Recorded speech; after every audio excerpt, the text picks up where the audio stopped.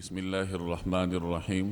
حضرت ابو ہریرہ رضی اللہ تعالی عنہ کی روایت ہے کہ نبی کریم صلی اللہ علیہ وسلم نے ارشاد فرمایا، جس کا مفہوم یہ ہے کہ جنت میں ایک جنتی اللہ تعالیٰ سے سوال کرے گا کہ یا اللہ مجھے کھیتی باڑی کرنے کی اجازت عنایت فرمائیے، تو اللہ تعالیٰ اس سے ارشاد فرمائیں گے کہ کیا تمہاری ہر خواہش پوری ہونے کا انتظام یہاں نہیں ہے؟ یعنی جب تمہاری ہر خواہش یہاں جنت میں پوری ہو رہی ہے تو تمہیں کھیتی باڑی کرنے کی کیا ضرورت ہے؟ تو وہ جنتی عرض کرے گا کہ یا اللہ بے شک میری ہر خواہش یہاں پوری ہو رہی ہے، لیکن پھر بھی میں نے کھیتی باڑی کرنی ہے، مجھے اجازت دیجیے۔ تو اللہ تعالیٰ اسے کھیتی باڑی کرنے کی اجازت دیں گے۔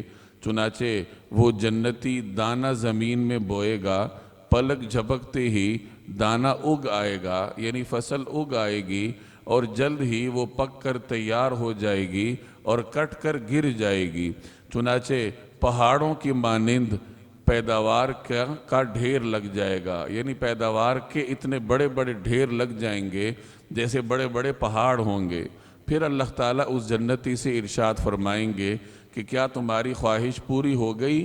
اور اے ابن آدم، یعنی اے آدم کے بیٹے، تمہارا حرص کا پیٹ کبھی نہیں بھر سکتا۔ چنانچہ جب آپ صلی اللہ علیہ وسلم نے یہ حدیث ارشاد فرمائی تو حضرت ابو ہریرہ فرماتے ہیں کہ جس مجلس میں آپ صلی اللہ علیہ وسلم یہ بیان فرما رہے تھے تو وہاں ایک دیہاتی بھی بیٹھا ہوا تھا جو یہ سن رہا تھا۔ تو وہ دیہاتی عرض کرنے لگا کہ یا رسول اللہ یہ جنتی ضرور کوئی قریشی یا انصاری ہوگا، کیونکہ مدینہ میں جو قریشی اور انصاری رہتے ہیں یہی لوگ کھیتی باڑی کرتے ہیں، یہ جنتی کوئی دیہاتی نہیں ہو سکتا کیونکہ دیہاتی لوگ کھیتی باڑی نہیں کرتے تھے۔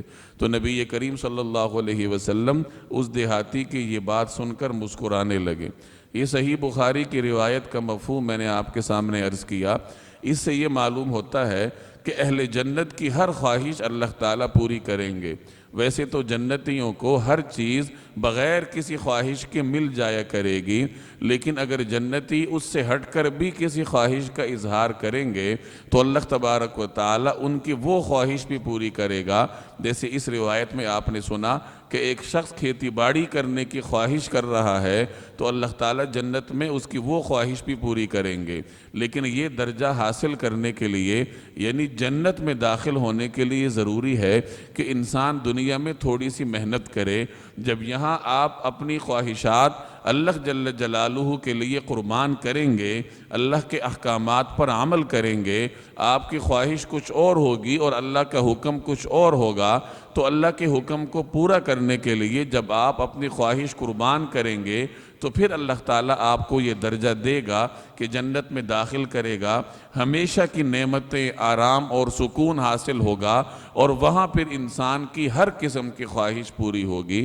اللہ جل جلالہ عمل کرنے کی توفیق عطا فرمائے۔